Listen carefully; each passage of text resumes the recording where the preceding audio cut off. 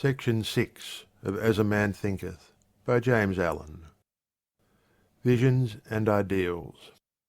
The dreamers are the saviours of the world. As the visible world is sustained by the invisible, so men, through all their trials and sins and sordid vocations, are nourished by the beautiful visions of their solitary dreamers. Humanity cannot forget its dreamers. It cannot let their ideals fade and die.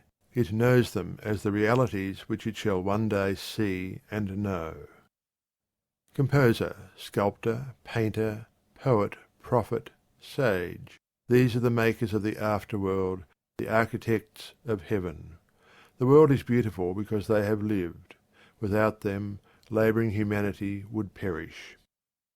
He who cherishes a beautiful vision, a lofty ideal in his heart, will one day realise it. Columbus cherished a vision of another world, and he discovered it. Copernicus fostered the vision of a multiplicity of worlds and a wider universe, and he revealed it. Buddha beheld the vision of a spiritual world of stainless beauty and perfect peace, and he entered into it. Cherish your visions, cherish your ideals. Cherish the music that stirs in your heart, the beauty that forms in your mind, the loveliness that drapes your purest thoughts, for out of them will grow all delightful conditions, all heavenly environment. Of these, if you but remain true to them, your world will at last be built. To desire is to obtain, to aspire is to achieve. Shall man's basest desires receive the fullest measure of gratification, and his purest aspirations starve for lack of sustenance? Such is not the law. Such a condition of things can never obtain. Ask and receive. Dream lofty dreams, and as you dream, so shall you become. Your vision is the promise of what you shall one day be. Your ideal is a prophecy of what you shall at last unveil. The greatest achievement was at first, and for a time, a dream. The oak sleeps in the acorn, the bird waits in the egg, and in the highest vision of the soul a waking angel stirs. Dreams are the seedlings of realities. Your circumstances may be uncongenial, but they shall not long remain so if you but perceive an ideal and strive to reach it. You cannot travel within and stand still without. Here is a youth hard pressed by poverty and labour, confined long hours in an unhealthy workshop, unschooled and lacking all the arts of refinement. But he dreams of better things. He thinks of intelligence, of refinement, of grace and beauty. He conceives of, mentally builds up, an ideal condition of life. The vision of a wider liberty and a larger scope takes possession of him. Unrest urges him to action, and he utilises all his spare time and means, small though they are, to the development of his latent powers and resources. Very soon, so altered has his mind become that the workshop can no longer hold him. It has become so out of harmony with his mentality that it falls out of his life as a garment is cast aside, and with the growth of opportunities which fit the scope of his expanding powers, he passes out of it for ever. Years later we see this youth as a full-grown man. We find him a master of certain forces of the mind, which he wields with world-wide influence and almost unequalled power. In his hands he holds the cords of gigantic responsibilities. He speaks, and lo, lives are changed. Men and women hang upon his words and remould their characters, and, sun-like, he becomes the fixed and luminous centre round which innumerable destinies revolve. He has realised the vision of his youth.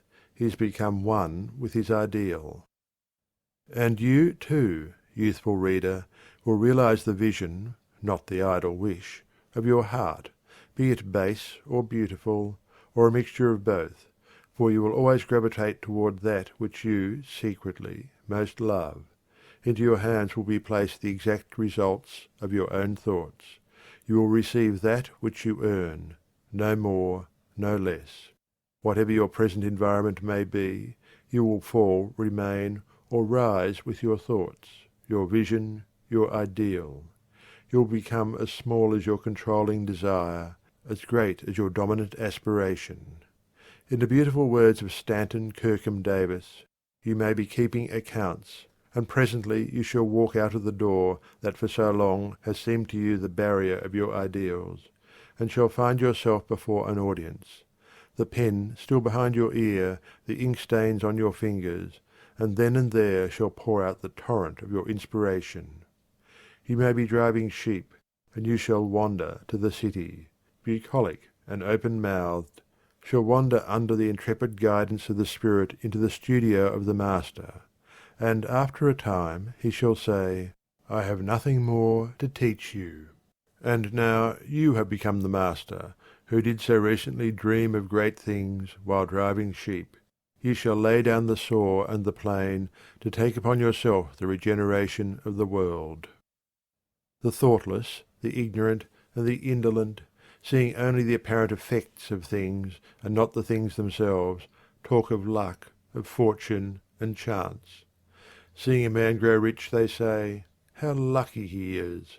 Observing another become intellectual, they exclaim, How highly favoured he is!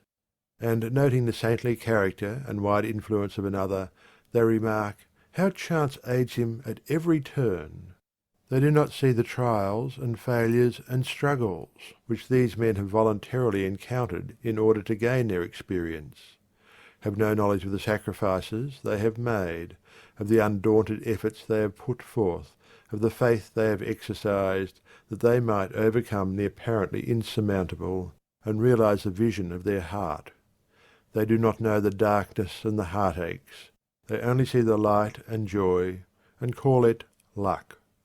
They do not see the long and arduous journey, but only behold the pleasant goal, and call it good fortune, do not understand the process, but only perceive the result, and call it chance. In all human affairs there are efforts, and there are results, and the strength of the effort is the measure of the result. Chance is not. Gifts, powers, material, intellectual, and spiritual possessions are the fruits of effort. They are thoughts completed, objects accomplished, visions realized.